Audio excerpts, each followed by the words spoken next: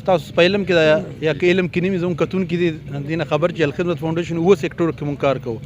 الخدمت فاونډیشن کار کوي په ډیزاسټر کې هر قسم آفتونه قدرتي آفتونه د سیلاب او زلزلې او د بارانونو او دغسې د دې نه علاوه طوفانونو صورت کې او که دوه انساني آفتونه د بم دماکي اکسیډنټ دا صورتونه وي. الخدمت فاونډیشن په دې کې د خپل رضاکارو سره د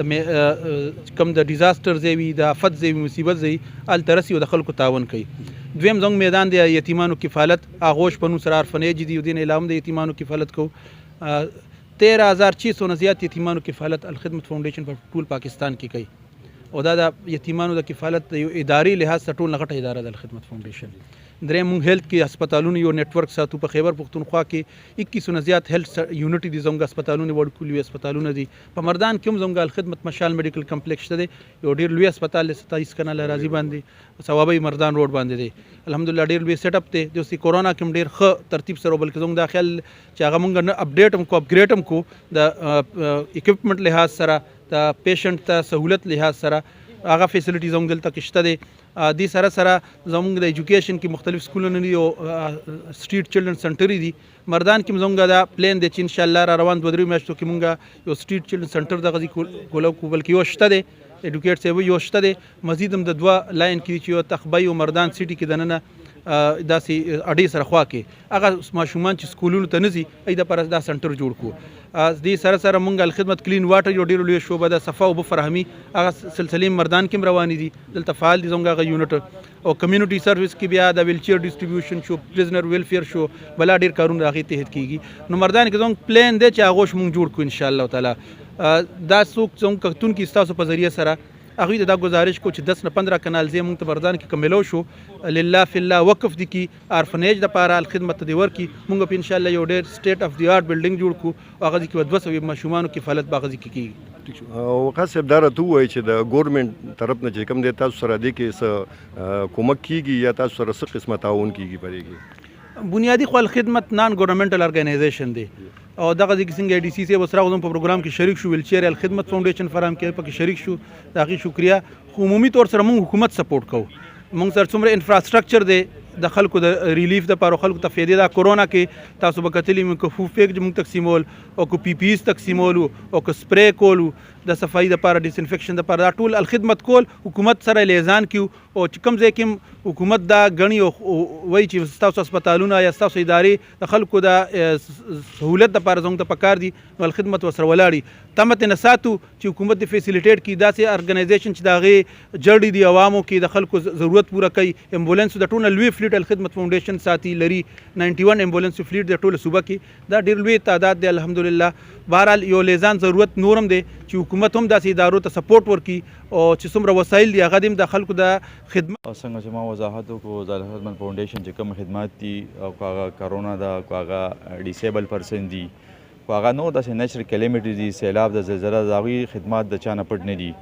او ډسټرکټ ایډمنسټریشن هغې ته ډېره په درنه سترګه ګوري او زموږ امید دی چې انشاءالله دوی به د خپل کوششونه دا شیان جاري ساتي او په معاشره کې چې کوم معذوره خلک دی یا نور داسې کوم خلک چې هغه په سخته کې دی په مشکله کې دی نو انشاءالله زما امید دی چې الخدمت فاونډیشن به د هغوی سره خپل مرسته جاري ساتي. ډسټرکټ ایډمنسټریشن موږ د دوی چې کوم کردار دی کوم رول دی ډېر زیات اپریشیټ کوو او امید لرم چې انشاءالله دوی به دا شان دی داسې و چې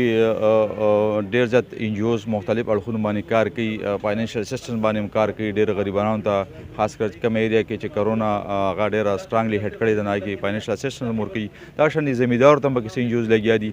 خو موږ سره زما په خیال خو موږ د ډسټرکټ ایډمنسټریشن سره په هیلث اړخ کې او په فاینانشل اسسټنس چې کوم غریبانان خلک دي ایون زمیندارو ته هم چې دی نو کوم اسسټنس ورله کېږي د تهم په مت کې نو هغې ټولو موږ هغې ته هرکلی وایو او د هغې زموږ طرف نه چې د هغې سره څومره تعاون کېدی شي کوآپریشن کېدی شي. تاسو خو ماشاءالله پروګرام کې شرکت وکړو تاسو ولیدو چې موږ مختلف قسم چې کوم ډسیبلز خلک وو هغه راغونډ کړي د هغې مین مقصد دا و چې په ټوله دنیا کې نن د هغوی یو خصوصي ورځ منځلی کېږي نو موږ دا ضرورت وګڼو چې دا خلک چې کوم دی مایوسه نشي د خپل ژوند نه د خپل طرز زندګۍ نه هغوی له موږ دا امید او دا حوصله ورکو چې دا مطلب د ژوند د تېرولو دپاره دا ضروري نه چې یو سړی ډسیبل وي نو هغه دی چې کوم دی نو د مایوسۍ ژوند تیر کړي او د خفګان ژوند دې تیر کړي بلکې موږ هغوی له دا حوصله ورکوو چې الله تعالی انسان له مختلف قسم صلاحیتونه ورکړي د سوچ او د فکر په دایره کې د مزغو په دایره کې د سترګو په لحاظ سره د مټو په لحاظ سره او د هر یو څیز یو متبادل شته نو صرف د دې سبق ورکولو دپاره هغوی سره موږ نن دا ورځ تېره کړه دې نه پس یو بل پروګرام دی انشاءالله دلته د دې ډسیبل منعقد کړی پای کې موږ شرکت کوو او دې صرف او صرف مقصد دا دی چې دوی له موږ یو امید او یو حوصله ورکړو چې موږ تاسو سره یو تاسو زموږ سره یې او موږ به چې کوم دی نو په دې معاشره کې خلک ملت یو بل نه جدا نه وي هم د دې مقصد سره چې کوم دی نو موږ ایز ا ټوکن اف ګفټ هغوی ته دا ویلچیرز تقسیم کړو او آینده هم چې کوم دی نو انشاءالله موږ د دې سره ولاړ یو دوی به مټې سترګې او خپې تاسو ته په علم کې دا زموږ د مخکې زموږ صدر صوبه چې کوم دی نو په خپل میډیا ټاک کې دا خبره وکړه چې موږ له 10 کنال ځمکه په کار ده چې په هغې باندې موږ سټیټ اف دی آرټ بلډینګ جوړ کړو او دا ارپنس چې کوم دی موږ ځان سره یو ځای کړو 200 ارپنس چې کوم دی ارفنیج موږ جوړ کړو د دې حوالې سره مختلف ملاقاتونه زموږ د اهل خیر خلکو سره شوي دي څو خلکو راته امید هم راکړی دی او څه خلک چې کوم دی په دې کوشش کړي د مردان څه خلک دي چې هغوی چې کوم دی موږ ته حوصله افزایي راکړې چې انشاءالله موږ کوشش کوو چې په نږدې وخت کې تاسو ته چې کوم دی موږ د 10 کنال ځمکې فراهمي ممکن کړو نو چې دا وشو نو انشاءالله الخدمت فاونډیشن ته بیا دا جوړول او دا خلک ساتل دا څه مشکل نه ده او زه دا امید او دا تمه ساتم چې ډېر ژر به انشاءالله د الخدمت فاونډیشن ارپنیج د هغوش په نوم باندې په مردان کې